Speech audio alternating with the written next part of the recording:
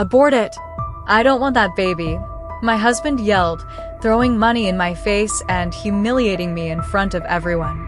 23 years later, he saw a young lawyer who looked exactly like him, wearing the same watch his deceased father once wore, and he turned pale when he realized. The phrase echoed in his chest like a bullet. Abort it. I don't want that damn baby. She was 19, her heart shattered, and her face soaked not only by the rain falling over Mexico City, but also by the shame of having believed he loved her. Maria Fernanda Solano wasn't naive, but she did have a pure soul. She had grown up in a working-class neighborhood in Iztapalapa, where love often wore the mask of need, and respect was a luxury not everyone could afford. Despite it all, she never stopped dreaming. She wanted to study nursing. She wanted a family. She wanted to be different from her mother, who raised her with blows, screams, and a resentment whose origin was never clear. At 17, Maria started working as a receptionist at a law firm, and that's where she met Eduardo Gallardo. Eduardo was 28, had a movie star smile, and the last name of one of the most influential families in the country. He seemed attentive, polite, and generous. For months, he showered her with flowers, promises, and fancy dinners that made her feel special. She, like so many others, mistook attention for love and manipulation for care. When Eduardo suggested they move into an apartment he would gift her in La Condesa, Maria saw it as a sign of eternal love. She didn't know that, to him, she was just a sweet-faced girl from the neighborhood, a fling with a soap opera body. The pregnancy test left no room for doubt. 2 pink lines, like crossed blades that would split her life in two. Trembling, she called him. Eduardo didn't answer. She tried again. Nothing. That night, she didn't sleep. The next morning, she waited outside his office. "We need to talk," she said, her heart in her throat. He frowned, annoyed by her tone, but agreed. They went to an upscale restaurant in Polanco, one of those places where waiters wear white gloves and no one raises their voice. Maria took a deep breath. They sat down. "I'm pregnant," she said in a faint voice. Eduardo stopped cutting his steak. He looked at her. At first, he said nothing. Then he smiled, that smile she had always confused with tenderness, but that now chilled her blood. "What are you saying?" "That I'm carrying your child." He laughed, dry and soulless. He looked around as if searching for a hidden camera. Then he lowered his voice, but his gaze turned cold. "Are you insane? How could you?" "I'm not insane, Eduardo. I'm pregnant. I confirmed it yesterday. We need to talk." "There's nothing to talk about," he suddenly shouted, slamming the table. A few diners turned their heads. Maria lowered her gaze, trembling. "This baby is yours. That baby is your problem," he interrupted angrily, pulling a wad of cash from his wallet. "Here. Do whatever you have to do. Abort it. I don't want that damn baby. Do whatever the hell you want." The bills flew through the air and landed on the white tablecloth like a curse. Maria froze. Every face in the restaurant turned toward them. A heavy silence fell over the room, as if the world had paused to witness someone else's humiliation. The young woman stood up, eyes full of tears, picked the money up off the floor, without dignity, without strength, without pride, and ran out into the rain. She ran through the streets of Polanco as if the city were swallowing her whole. The cold raindrops mixed with her tears. She felt nauseous, not from the pregnancy, but from the betrayal. She stopped in a park, sat on a rusted bench, and stared at her palms, dirty with mud and wet bills. What had she done wrong? Why had he reacted that way? Why hadn't anyone warned her that men like Eduardo only love when it suits them? That night, she returned to her mother's house. She didn't want to say anything yet. She just needed to sleep. The next morning, at dawn, she told her mother the truth. "I'm pregnant." The woman stopped preparing the coffee. She stood still, then let out a bitter laugh. "By who?" "Eduardo, the lawyer. The rich one." "Yes, I knew it." That's how girls end up when they mess with rich men, used and left with a burden. Just like me. That's why you were born, and that's why you're in this mess now. Don't talk to me like that, Mom. I'm telling it like it is. And you should get an abortion. Don't be an idiot. I'm not going to do it. And how are you going to support that child, huh? With your dreams. Maria felt a lump in her throat. There was no comfort. Not from her mother, not from the child's father. No one was on her side. That night, she packed a small suitcase. She took a few clothes, the damp bills she still had, and a couple of photos she didn't want to lose. She went to the bus station and bought a ticket to the farthest town she saw on the list, San Pedro de las Nieblas. During the trip, she stared out the window. The fogged glass reflected her tear-swollen face. The bus rattled as it drove down forgotten roads. Her belly was just beginning to change, but inside, a life was already beating. She hugged herself. No one will love my child, but I'll love him twice as much, she whispered, eyes closed. San Pedro de las Nieblas was even grayer than she had imagined. Unpainted brick houses, skinny dogs, barefoot children, and stairs that didn't greet you. Nobody asked where you came from. Everyone knew that if you ended up there, it was because you were running from something. She found a room in a small tenement. Senora Lupe, the owner, asked for 2 weeks rent up front and didn't ask any questions. Maria started working washing other people's clothes. Every day she carried buckets, wrung out sheets, and endured the filthy comments of some of the town's men. The pregnancy progressed in silence. No one cared about her story. One night, while eating stale bread with coffee, she felt the first kick. She placed her hands on her belly and cried quietly. "We're going to get through this, my love," she said, caressing her belly. "I promise." The labor was long and painful. No one was by her side. No hand to hold, no doctor who called her by name. Just a midwife who smelled of alcohol and cigarettes. Lionel was born at 3:47 a.m., crying loudly, eyes wide open. Maria held him to her chest and, for the first time, felt a reason to keep breathing. "You're going to have what I never had, love." And dignity, she whispered to him. The days that followed were hard. Money ran out quickly, and working with a newborn was nearly impossible. Sometimes she didn't eat so he could. She filled her stomach with hot water to fool the hunger. The nights were long, the diapers scarce, and the loneliness more brutal each day. But she didn't give up. When Lionel turned 2, Maria enrolled him in a community daycare. She worked cleaning houses, washing cars, and even selling empanadas in the town square. Little by little, the townspeople began to respect her. They knew she wasn't like the others. She never got involved in anything, never asked for anything. She just worked and cared for her son. In the early mornings, Maria would sit by the window and write letters she never sent. In all of them, she wrote the same thing.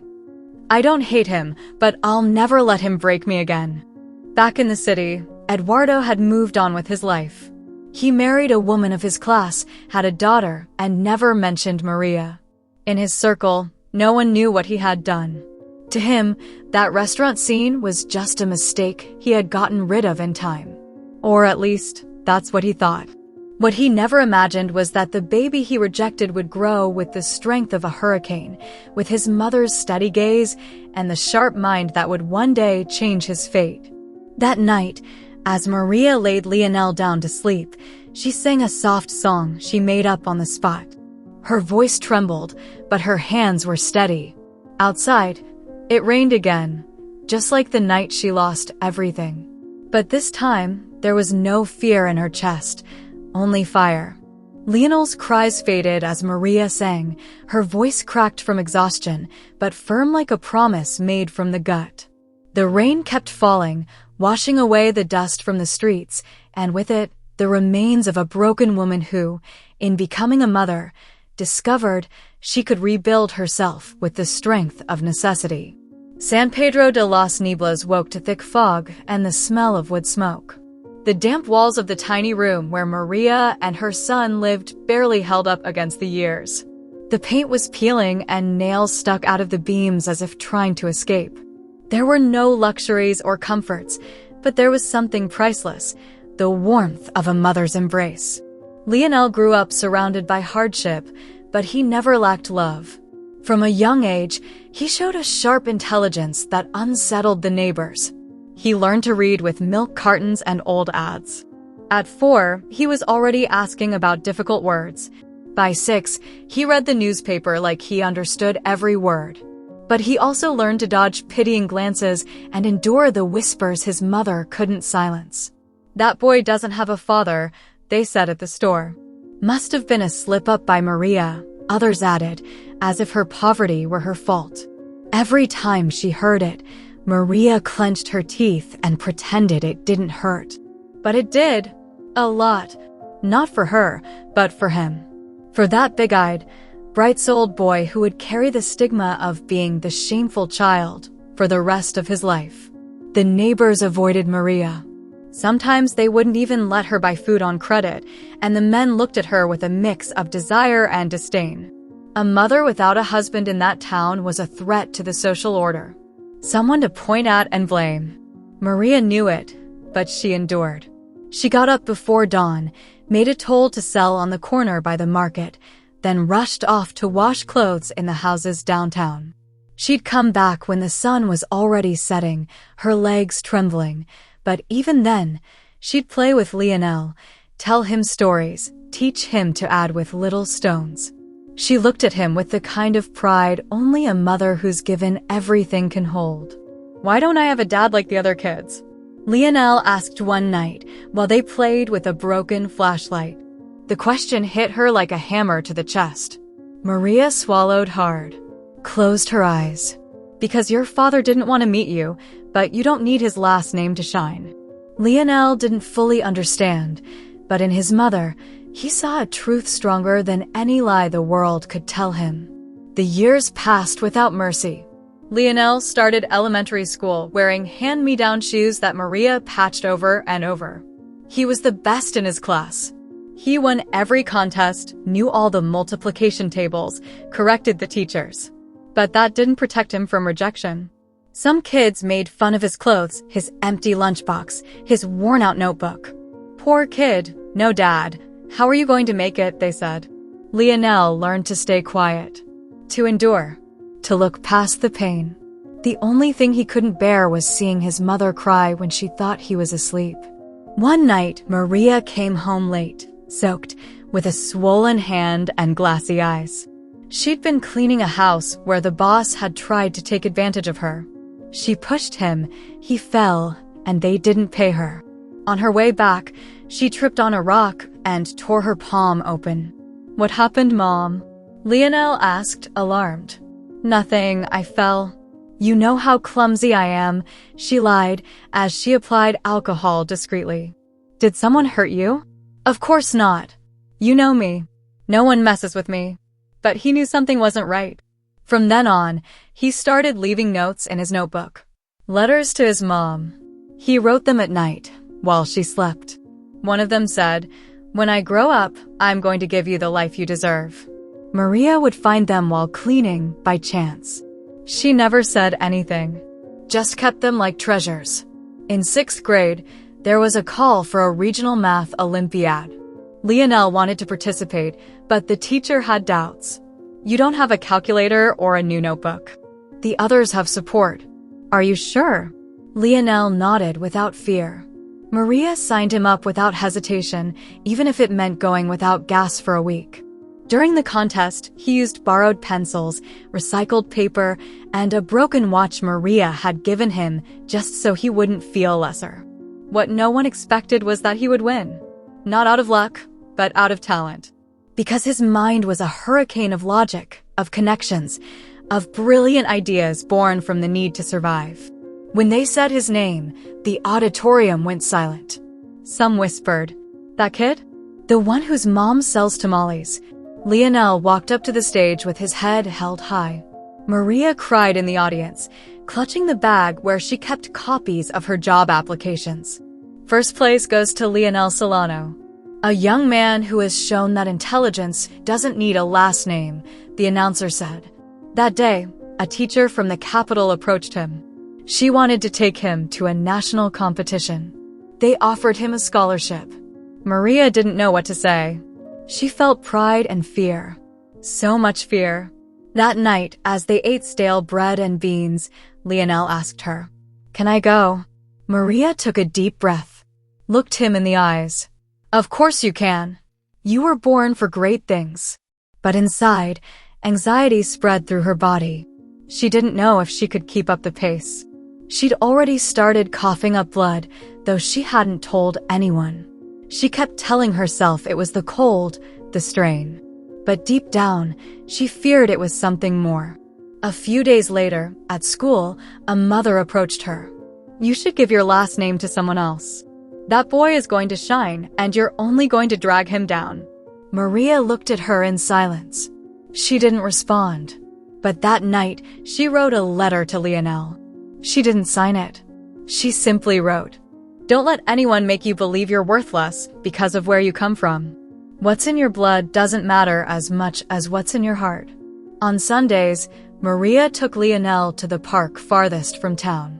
They sat on a bench watching the other kids play. He rarely joined them. He preferred to observe. He asked questions about everything. Why dogs bark? Why the sky changes color? Why some parents stay and others don't? "Do you think I'll ever meet him?" he asked suddenly. Maria was speechless.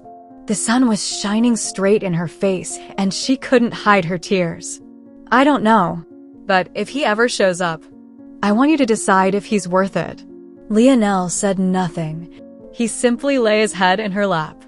She stroked his hair as if doing so could protect him from the world. On the day of the national competition, Lionel said goodbye with a smile. Maria hugged him like she never wanted to let him go.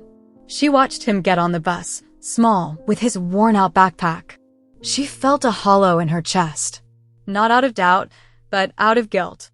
Because she knew that if her body didn't hold out much longer, her son might end up alone. The coughing got worse. Sometimes she choked in the middle of the night. But she refused to go to the doctor. She preferred to spend that money on books for Lionel. The competition was a success. Lionel won second place nationally. At the end of the event, the director approached Maria as she hugged her son in the middle of the square. "Your son is a genius. With the right support, he could change his destiny." Maria remained silent. She gave a sad smile. "He already has, just by existing." On the bus ride home, Lionel slept on her shoulder. She watched him as if time had stopped, as if she knew those moments were gold. That night, when they got home, Maria felt weaker than ever. She lay down without a word. Lionel covered her with a blanket and placed a glass of water on the nightstand. He looked at her while she slept, not quite understanding why his mother looked thinner, paler. In his mind, an idea began to take root. A seed that would grow, filled with rage and purpose. One day he would make the world know who he was. Not out of revenge, not out of pride, but for her. For the woman who gave everything for her son and never asked for anything in return. Because the shameful child, as many had called him, was about to become the pride of an invincible mother. And when that day came, no one would be able to stop him. Years later, the cameras focused on the young man walking toward the stage. The auditorium, packed with judges, politicians, activists, and academics, remained silently attentive. It wasn't common for a 23-year-old lawyer to lead a national forum on social justice, but Lionel Solano Avila wasn't a typical young man. As he walked, his watch shone subtly under the lights. An old piece with a dark leather strap, Roman numerals on the dial, and golden hands. It was the only valuable item he owned, and he didn't wear it for show, but for what it meant. His mother had told him the watch was a gift from an old man in their town, a mysterious man who admired him quietly and disappeared without a trace. Lionel climbed the 3 steps to the stage with the confidence of someone who knows he belongs not because anyone gave him the place, but because he earned it, with every sleepless night, with every injustice he had endured since childhood. He took a deep breath and spoke. He didn't read. He didn't hesitate. He didn't apologize. His words came like gentle but firm blows, like hammers that don't destroy, but awaken. People listened with wide eyes. Some nodded, others frowned. And among all the attendees, one in particular couldn't take his eyes off him. Eduardo Gallardo. Sitting in the front row, in a flawless Italian suit, his face weathered by the years, he stared with a mixture of surprise, discomfort, and something he couldn't quite name. There was something about that young man that unsettled him. His gaze, his posture, the way he didn't shuffle his feet. And the watch. That damn watch. Eduardo leaned toward his assistant and whispered in his ear. Who is that young man? Leonel Solano Avila, 23 years old. Born in San Pedro de los Nieblas. Studied on scholarships. Graduated with honors. Criminal lawyer. Specialist in human rights cases. San Pedro what? De los Nieblas, sir. It's a town. Very poor. Eduardo didn't reply. He just kept staring at the watch. His mind scattered like an old box of memories. That watch had belonged to his father. He had taken it off him when he died. According to his mother, they buried him with it. But this was the same one. The same one. The worn hands. The strap with a scar. The scratch on the underside of the case. It was impossible. Either someone had stolen it, or that young man had a connection he couldn't explain. Leonel kept talking. We don't need powerful last names to bring about justice. We need conviction. We need memory. And above all, we need the courage to speak up when the whole system wants us to bow our heads.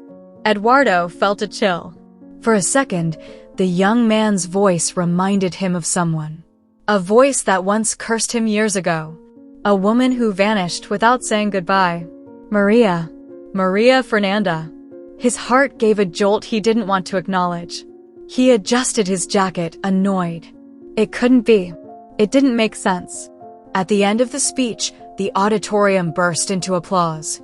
Leonel stepped down from the stage with a calm smile. Many congratulated him. Some people wanted photos. Others wanted to offer him jobs. Camila Gallardo, sitting 2 rows behind her father, couldn't take her eyes off him. There was something about that young man that shattered all her expectations. It wasn't his looks, although he was undeniably attractive. It was his gaze, his calm, his strength. She found him minutes later in the hallway. He was looking over some papers alone. Excuse me, she said, her voice soft but confident. Do you have a minute? Leonel looked up. Camila, with brown hair, dark eyes, and an elegant beauty, approached him with firm steps. Of course. I'm Camila Gallardo. Leonel nodded politely. Leonel Solano. Your speech was amazing. Not just because of the message, but the way you delivered it. Few people have that honesty in their voice. Leonel smiled humbly. Thank you. It wasn't easy getting here. But it's important to speak up, even if your voice trembles. She laughed softly. I'd love to hear more about your story. Would you like to grab a coffee later? He hesitated for a moment. He didn't usually accept such direct invitations, but something about her inspired trust. Or curiosity. Sure, why not? A few feet away, Eduardo watched the scene with narrowed eyes. He couldn't hear, but he didn't like what he saw. That connection, that closeness, and that name. Solano. Maria Solano. He felt a tremor in his stomach, a bad feeling spreading through him like a plague. After the event, Eduardo returned to his office. He shut himself in and ordered his assistant to find out everything possible about Leonel. He needed to know. Something inside him was starting to stir, like an old wound beginning to fester again. Hours later, in a hastily compiled folder, he found what he feared. Date of birth, March 2000. Mother, Maria Fernanda Solano. Father, unknown. A buzzing filled his head. He dropped the folder onto the desk. He felt his chest tighten. Everything matched. The town, the date, the last name, the mother, and that watch. His father's watch. How had it come into his possession? He brought his hands to his face. Memory began to spit out scenes he had buried beneath tons of pride. The scream, the money, the disdain, the escape. He never heard from Maria again. He thought she must have had an abortion, that she had left forever. But no, she was there, in front of him, growing up without his name, without his protection, without knowing the truth. That night he didn't sleep. He walked through his house with muffled steps. Camila found him sitting in the dark living room. "Dad? I'm fine. You seem tense. I'm just tired." Was it because of the guy from the event? Eduardo looked at her quickly. "What do you know about him?" "Just that I thought he was brilliant. I invited him for coffee." "Why?" "Because I was interested." "I don't want you to get close to him." Camila frowned. "Why not?" "I don't like him. He's not from our circle." "What does that matter? Since when does it bother you that I hang out with lawyers?" "Not with that one." "What's wrong with him?" Eduardo stood up abruptly. "I said no. Period." Camila took a step back. She had never seen him react like that. She stayed silent, scared and confused. "You're not like this," she said quietly. "Who is he really, Dad?" Eduardo didn't answer. He locked himself in his office and poured himself a glass of whiskey. He knew he couldn't hide the truth for much longer. Meanwhile, Lionel walked through the city center. He held a brochure from the event in one hand, and in the other, the watch that still seemed too valuable for him. He stopped at a bench. He stared at it. He turned it over. On the back was a blurry inscription, barely legible. "For E.G. with all my pride." He had seen it 1,000 times. He never knew what it meant. He asked his mother several times, but she always changed the subject. E.G. Eduardo Gallardo. The name echoed in his mind like a sharp shot. The man who shouted his name during the speech. The one who didn't applaud. The one who looked at him with anger, with horror. Everything was starting to come together, like broken pieces that finally found their place. Lionel pressed his lips together. If that man was who he suspected, the conversation with his mother could no longer wait. He had to know the truth, even if it hurt, even if it broke him, because now, blood was calling, and it did so without asking for permission. Night was falling slowly over Mexico City, but inside Lionel's heart, everything was moving violently. The watch kept burning between his fingers as if wearing it meant holding onto a truth his mother had wanted to hide. Eduardo Gallardo. That name was no longer just a public figure to admire or question. Now it carried weight, a dirty echo, a bond that not even the longest silence could erase. Lionel took a taxi without thinking twice. He needed to see her. He needed her, his mother, the only person who had been his pillar throughout his life, to look him in the eyes and tell him who that man was and why he felt his blood boil every time he remembered him. Maria was lying on her bed, weak, with the pallor of someone who had gotten used to physical pain without asking for help. Her body had begun to give out, betraying her in small doses. The dry cough, constant dizziness, the exhaustion impossible to hide. But she hadn't wanted to see a doctor until the chest pain took her breath completely away a week earlier. She hadn't told Lionel. She couldn't. He had to focus on his career, not on her.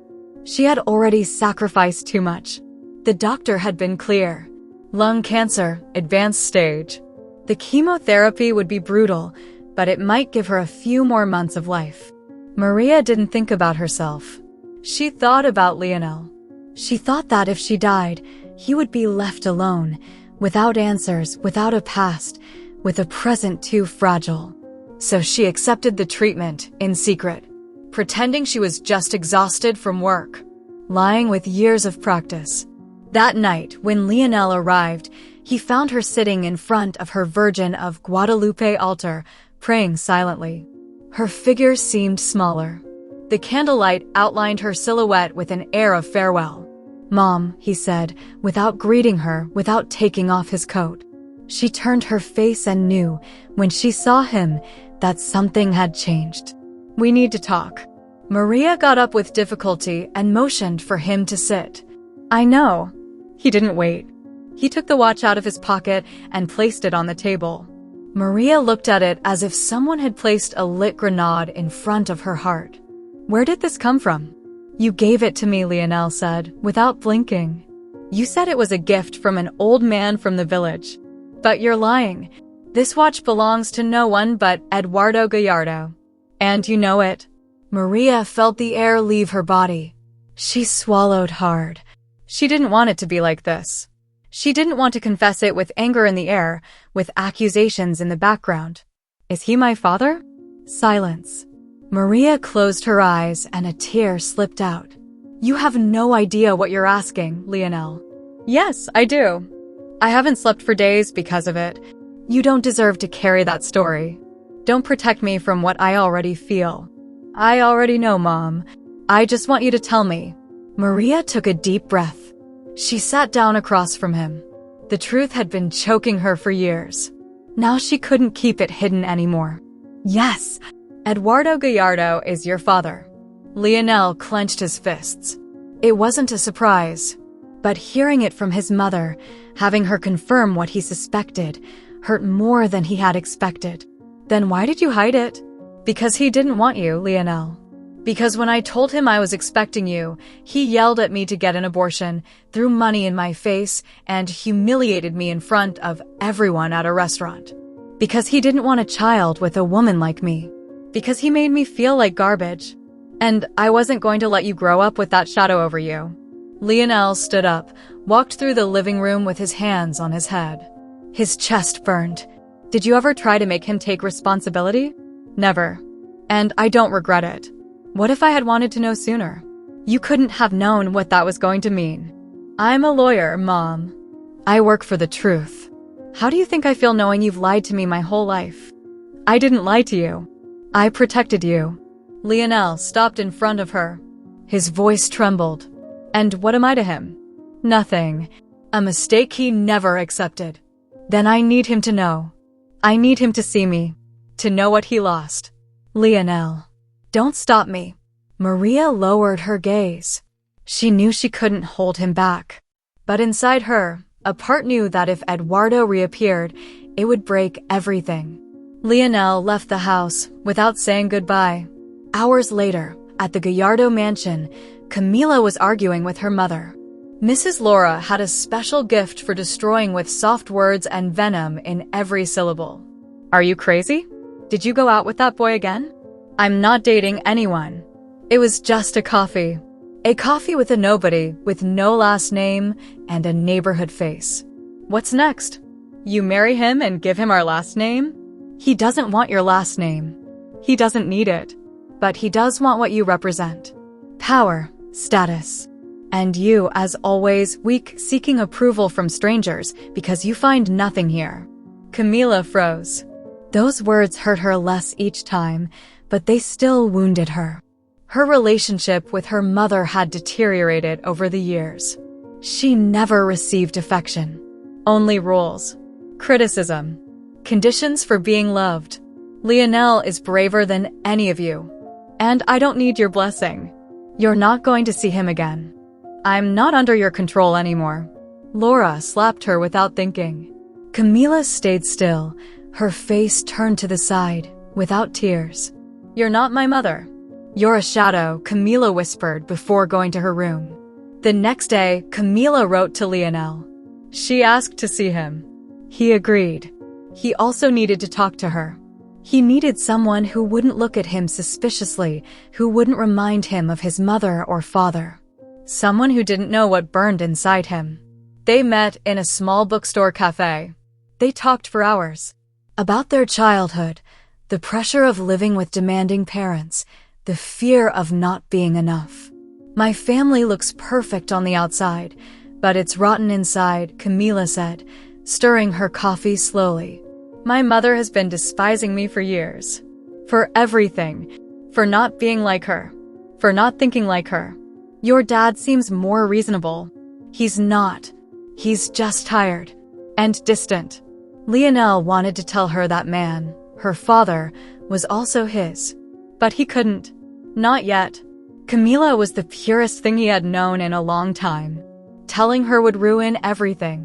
"I want to see you more often," she said as they said goodbye. "Me too." While they talked, in another part of the city, Eduardo entered for the first time in 20 years the neighborhood where Maria lived.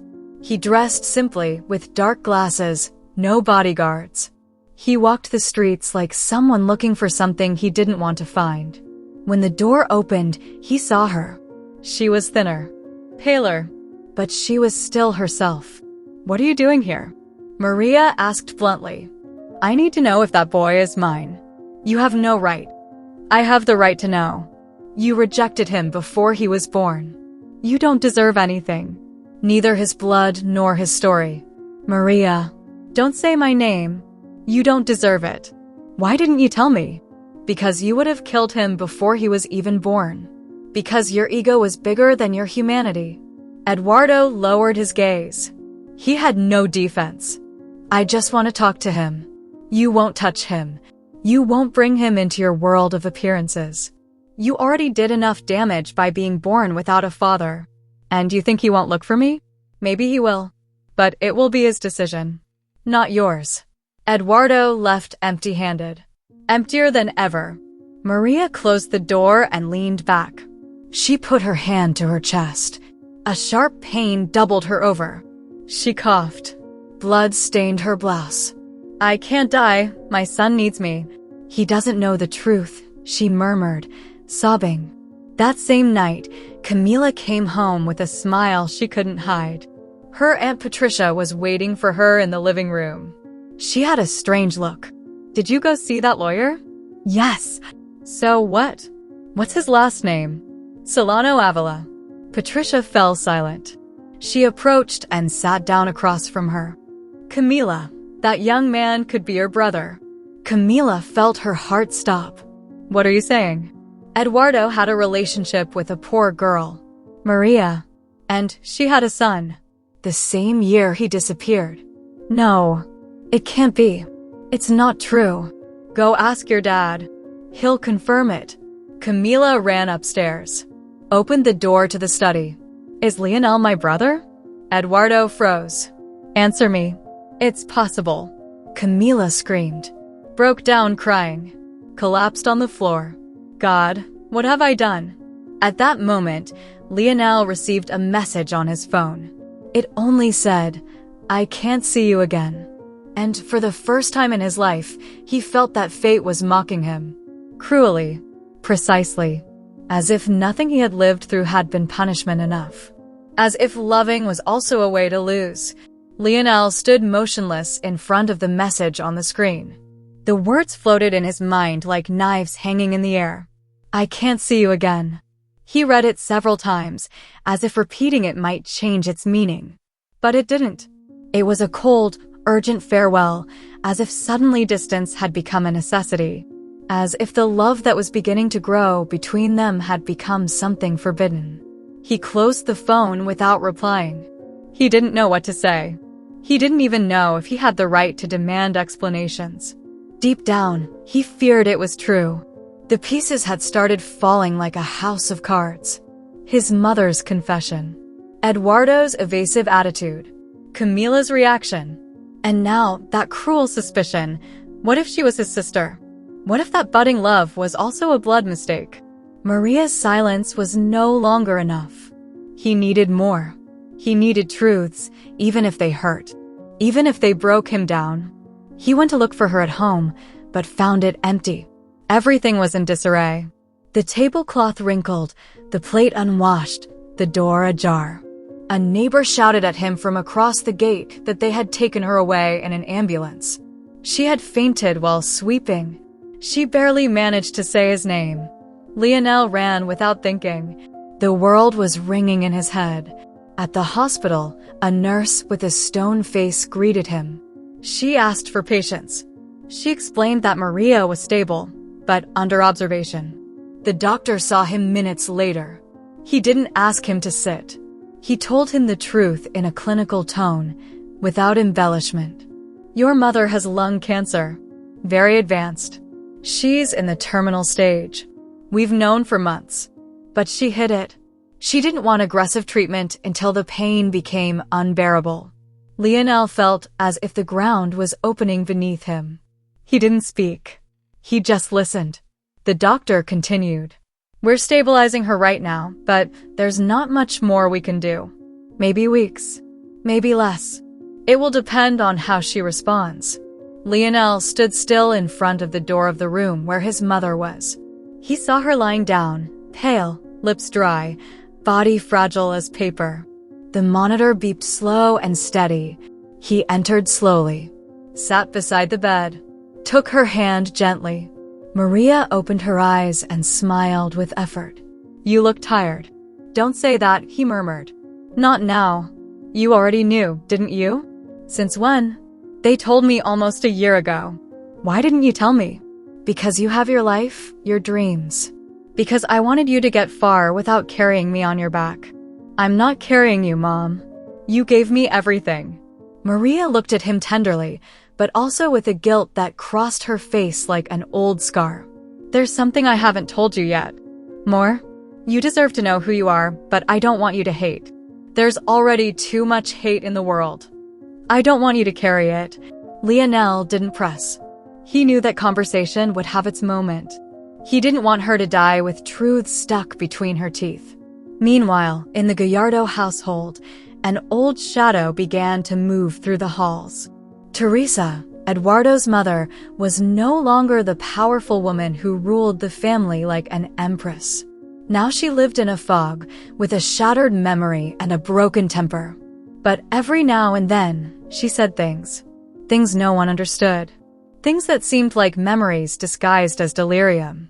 That morning, while a nurse was brushing her hair, Teresa murmured something that froze the young woman. That boy, that damn boy. He should never have been born. Shame should never touch this family. The nurse told Patricia, Eduardo's sister. Out of curiosity, she began asking questions, searching through old papers, letters. She found a notebook with disorganized notes, dates, names. And among them, one stood out strongly. Maria Fernanda Solano. San Pedro de los Nieblas. October 1999. Ensure she disappears. Her blood boiled. She called Eduardo immediately. Summoned him to the house. Did you know Mom sent someone to threaten that woman? What are you talking about? Maria. Your son's mother. Eduardo stiffened. What are you saying? I found notes. Mom knew about the pregnancy. And she used her influence to make Maria disappear. She even paid a lawyer to offer her money to leave. Didn't you know? I thought she left on her own. Mom pulled every string. She wanted to avoid scandal. To her, a poor woman pregnant with her son was a ticking time bomb. She couldn't allow it. Eduardo sat down. For the first time, he felt his mother had done something irreparable. He thought about the child he had denied, the woman he had despised, the life lost between the cracks of his pride. Patricia stared at him. Camila already knows. She's devastated. And what do you expect her to do? For you to do something, Eduardo. To fix whatever you can. That night, Eduardo went to the hospital. Maria was asleep. Lionel saw him arrive from the hallway. He stood up and confronted him. No shouting. Just a conversation full of contained venom. What are you here for? To see her. To see you. Are you here to ease your conscience? I'm here to own my guilt. You're late. I know. But I'm here. Lionel stayed silent. He didn't want to cry in front of him. He didn't want to give him that power. Do you still love her? He asked in a low voice. I don't know if I ever loved her. But it hurts to see her like this. It hurts what I did. It hurts what I didn't know how to do. Lionel took a deep breath. He looked him in the eyes. Then stay. But don't come asking for forgiveness like it's enough. Eduardo nodded. He sat beside the bed. He took Maria's hand. She slowly opened her eyes. You, she said with difficulty. Yes, It's me. Late. I know. Maria closed her eyes. A tear rolled down her cheek. Camila, meanwhile, had fallen into a bottomless pit. She didn't answer messages. She didn't leave her room. Lionel wrote to her several times. He left her notes. But she couldn't face him, knowing that the boy she felt something so pure for was her half-brother broke her inside. Laura entered her room without knocking. Are you going to stop making a scene now? Camila looked at her with red eyes. I fell in love with my brother. Laura didn't react, as if she already knew, as if nothing surprised her anymore. It would have been worse if you had gotten pregnant. Camila felt like her mother had no soul, that she was an empty shell, a symbol of power without substance. You knew, didn't you? Yes. Then why didn't you tell me? Because it wasn't your problem. Of course. Because I've never been your problem. Just your object. Laura left without saying more. Camila locked herself away. She lay on the bed. She screamed into her pillow. And that night, she cut her hair with scissors, as if by doing so she could get rid of something she didn't know how to name. Lionel kept visiting his mother every day. He saw her lose weight, strength, memory. He heard her talk in her sleep. Sometimes she said his name. Sometimes she said Eduardo's. Sometimes she cried while sleeping. On one of his visits, she grabbed his hand tightly.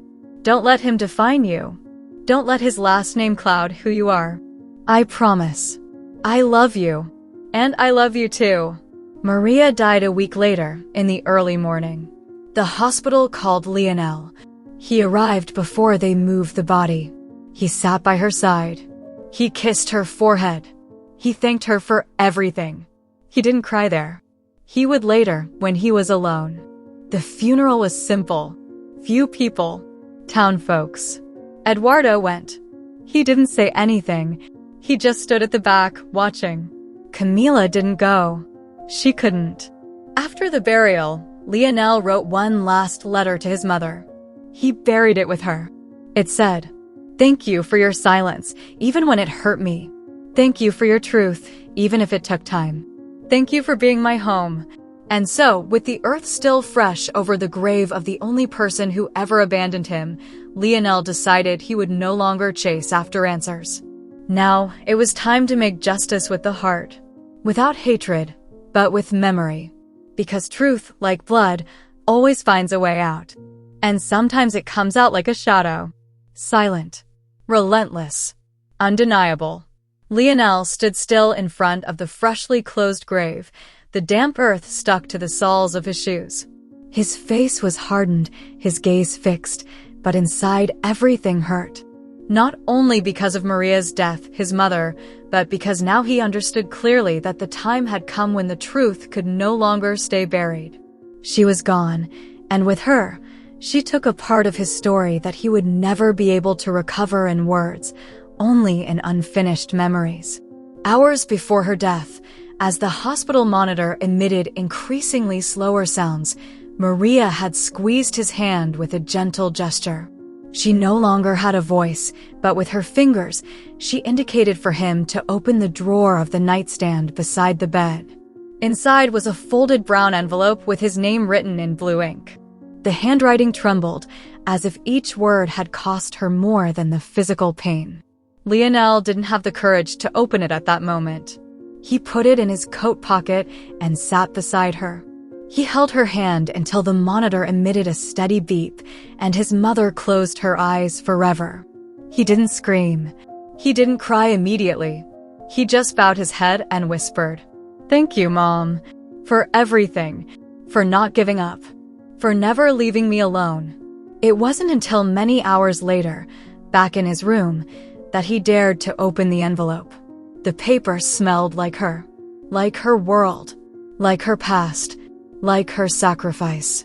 The letter was written with pauses, as if she knew it would be the last thing she would say to him.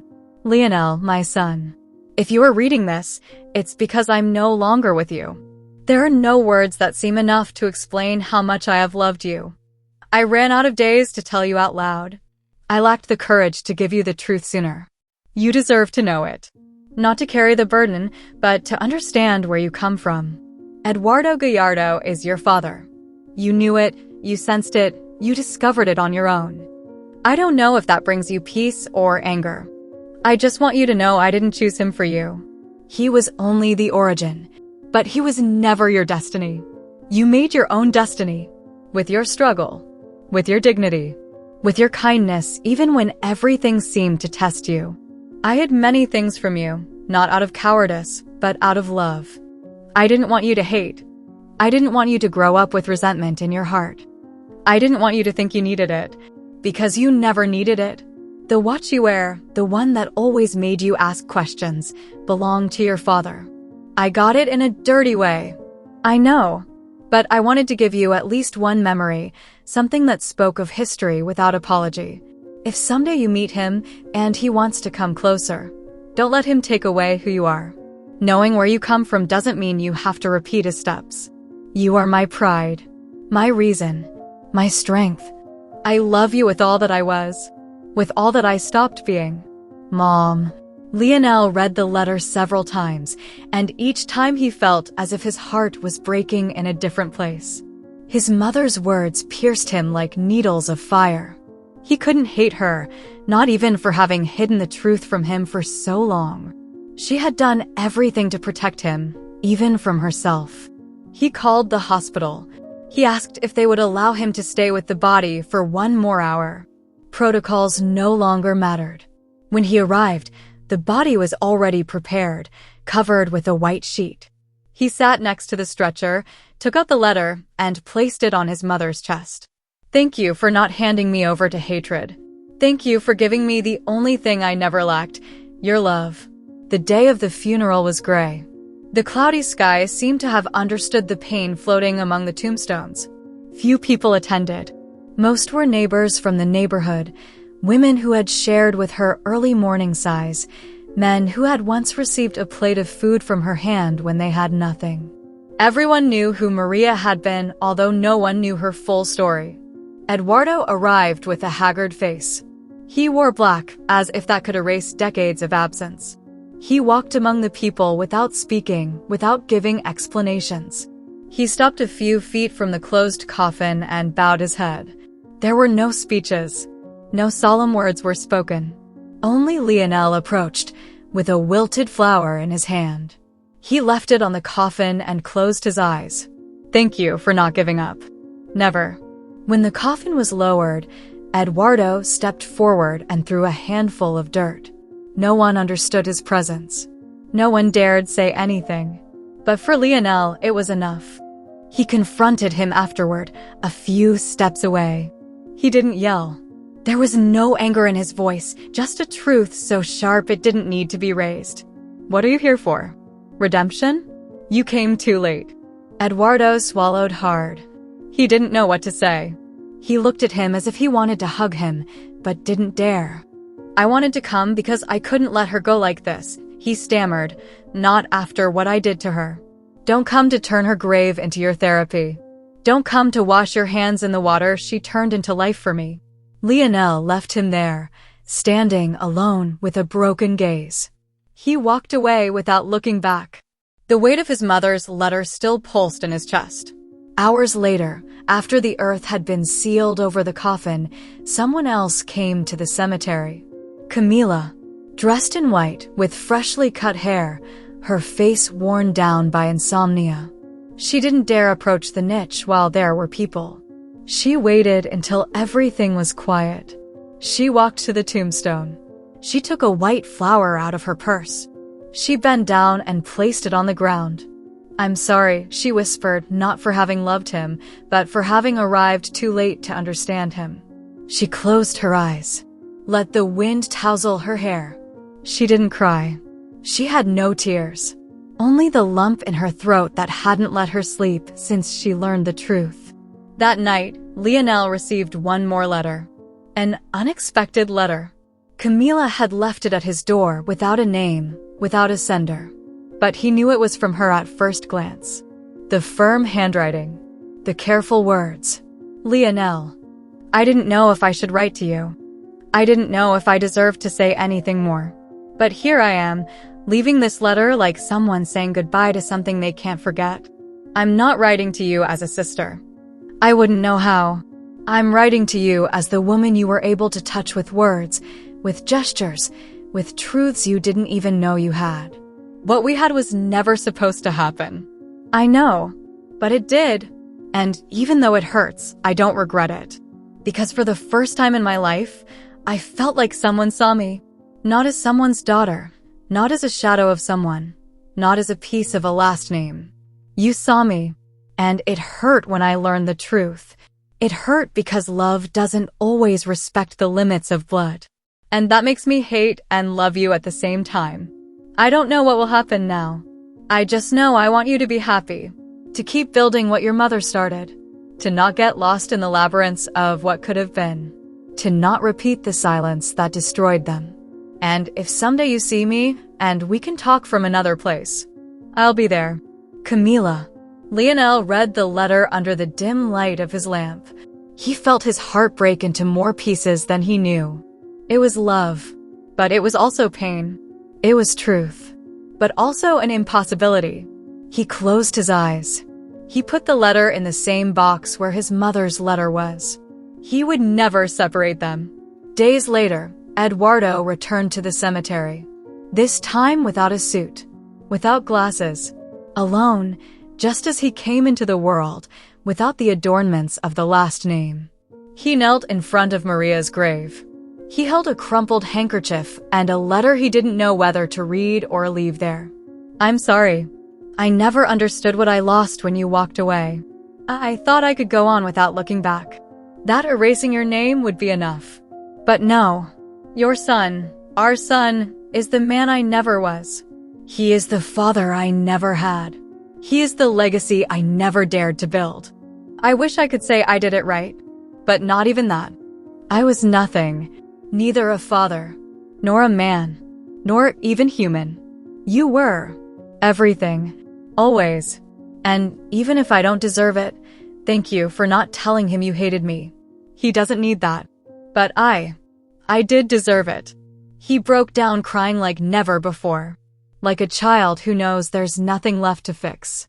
That what's broken is broken forever. He stayed there for hours, in silence, with the earth, with the memory, with the guilt. Because sometimes, those who stay are not the strongest. They are the ones who have to learn to carry what can no longer be said out loud. And in Lionel's world, all of that was just beginning. Because now, with the truth in his hands and his heart in ruins, he had to decide what to do with his story, with his last name, with his pain, and decide if justice could also heal, or only remind him, every time, that living was also learning to say goodbye. Lionel spent the months after his mother's death in a calm that hurt. It wasn't the peace that comes after resolving a conflict, but that tense stillness left by a war where too much was lost and too little won. He had buried the woman who raised him, faced the man who fathered him, and with a bleeding knot in his chest, given up on Camila's love. Yet, he didn't break. He decided not to sink. He decided that all that pain, that dark tangle that had surrounded him since birth, had to become something useful. He had to make everything he lived through mean something. That's why he stopped working at the law firm where he had become a young rising star and started building his own foundation. He wasn't seeking fame. He didn't want headlines or awards. He wanted to give opportunities to women like his mother, to single mothers struggling through the mud to raise worthy children without support, without networks, without justice. He called it Maria Fernanda Foundation. He didn't ask anyone. He didn't discuss it. It was that name or none. Because if the world had to learn something, it had to learn it with the echo of the woman who saved him. The first months were tough. He didn't have much money. He knocked on doors. Many slammed in his face. Others listened out of pity. But a few believed. They gave just enough to get started. He rented a small space in Iztapalapa, in an area forgotten by the authorities. He set it up with old furniture and volunteers. He started with emotional support workshops, free legal advice, and donations of diapers and formula. It quickly filled with young mothers, many teenagers, many with scars you couldn't see on their skin. Every time a woman came in scared and left hopeful, he felt his mother smile from some invisible corner. One afternoon, while sorting donated clothes, he received an unexpected visitor. Camila. Her hair was longer, she dressed simply, and she had a folder under her arm. He looked at her without saying a word. Time hadn't erased anything, neither the affection nor the pain. "I'm not here to talk about us," she said. "I'm here because I want to help. I studied psychology to stop carrying what they did to me, and I want to put that at the service of these women. Like you." He didn't respond. He just invited her in, showed her the facilities. She listened attentively, moved by every story he told her. At the end, when she was leaving, she turned to him and whispered, "Don't worry. I've already learned to love you from a distance. I'm not here to relive the impossible." Lionel watched her walk away without stopping her. Not because he didn't love her, but because now he understood that sometimes the deepest love is the one that lets go to avoid hurting. A few days later, Eduardo called him, asked to see him. Lionel didn't want to, but he agreed. They met at a simple cafe, no cameras, no speeches. "I just want to know if you'll let me accompany you," Eduardo said, with tired eyes. "Not as a father, as someone who wants to make amends." Lionel looked at him harshly. "What are you looking for? Redemption? I'm not here to give you peace. You're late. I know. I don't want your forgiveness if you're not ready. I just want to help with what you do. Provide resources, support. I don't want to see you repeat my mistakes. I want what you're doing to grow, to reach more. And does that make you feel better?" "No. It makes me feel useful." At last, Lionel accepted the support but made one thing clear. This doesn't erase anything. Not what you did, nor what you didn't do. It doesn't make you a father. It makes you someone who finally understood. Eduardo nodded. He didn't ask for more. In the following months, the foundation grew. With Eduardo's financial support and the committed leadership of Lionel and Camila, they opened 2 more centers, one in Chalco and another in Ecatepec. Every week, they welcomed dozens of women and children. The press took interest. He was invited to interviews. One, in particular, went viral. The journalist asked him, "Who is Lionel Solano?" He answered without hesitation, "I am the son of a woman who lost everything and still gave me everything. I was raised without a last name, without wealth, but with dignity. My mother was my university. Her story, my legacy. Today, what I try to do is build what she deserved but never had. If I can change the life of even one mother, it will all have been worth it. I don't seek justice for myself. I seek justice for those whom no one looks at." The interview reached millions of views in just a few days. But for him, that was the least important thing. What really mattered was what happened inside the walls of the foundation, where every hug, every tear, every baby with a name was a seed planted in the soil his mother watered with effort. Camila, though she kept her distance, remained a fundamental part of the project. She helped with group therapy, gave talks, and sometimes, when they were alone in the office, they talked about life without mentioning what could never be. One afternoon, while they quietly drank coffee, she said to him, "I enrolled in a community mental health diploma program. I want to create a program within the foundation for girls who are abuse victims. Count on me," he replied. She smiled. There was a moment of silence. She moved closer, took his hand, and squeezed it for a second. "Sometimes I wonder what would have become of us if we weren't who we are." "Me too. But in the end, who we are was what we needed to be." Shortly after, Teresa, Eduardo's mother, died. The news didn't have much impact. Few attended the funeral. Eduardo didn't cry. He just placed a flower on the coffin and left. He had learned that lineage does not guarantee love. That blood can be a bond, but also a chain. The last scene of that story was not in a courtroom, nor at a press conference.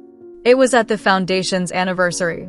A small, intimate event with grateful women, children playing, and a mural with Maria's face painted in bright colors, with a phrase below. I was not what the world expected. I was more. Lionel climbed the small wooden stage. He looked at the people around him. His eyes were wet, but his voice was firm. This place does not exist because of me. It exists because of her. Because of my mother. Because of the women who came before and had nowhere to cry, nowhere to heal. Here, we don't give charity. We give respect. Because no one should have to beg for dignity. Today, I want to close this story with a promise. As long as I breathe, her name will not be forgotten. And as long as a woman in this country continues to be rejected for deciding to raise a child alone, here she will find a hand, an ear, a refuge. Camila applauded him from the front row.